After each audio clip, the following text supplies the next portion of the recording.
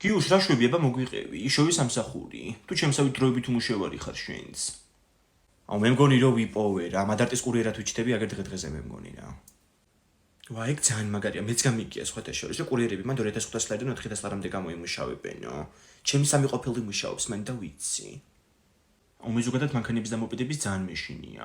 არ დადგება ჩემგან კურიერი. არა მე ხო იცი ძალიან მაგრა ვატარებ რა ბავშვიდან. თან ძალიან მაგარი პირობები იჩითება რა, ანაზღაურება, ჯანმრთელობის დაზღვევა, მოპედსა თვითონ გაძლევენ რა ტიპები და საწვავიც მაგათია. ა თვითონ გაძლევენ მოპედსაც? და ყველას ეძლევენ თუ ვინც მაგათთან მუშაობს მარტო მაგათ? ვინც მან მუშაობს თეკლა რა გჭირსტო? ეგ არც მე არ ვიცოდი რა, მაგრამ ერთი ტიპია მან, თენგო, კურიერი და მაგანა მიხსნა რა. თენგო ვიცი, ჩემი ყოფილია ეგ.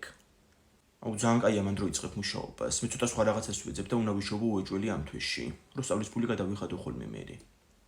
არა სამსახური მაგრათ ასწორებს, რა თან მანდარჩი სასურველ გრაფიკს აირჩევო რა და მაგას მოერგები. ვახო მითხრა.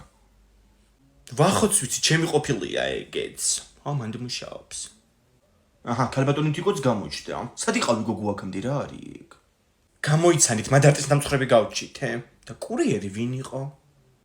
რატი ჩემი ყოფილი? ეგ არის მესამე. დაალაიქე ვიდეო თუ გიყვარს დედა. გამოიწერე არხი თუ გიყვარს მამა.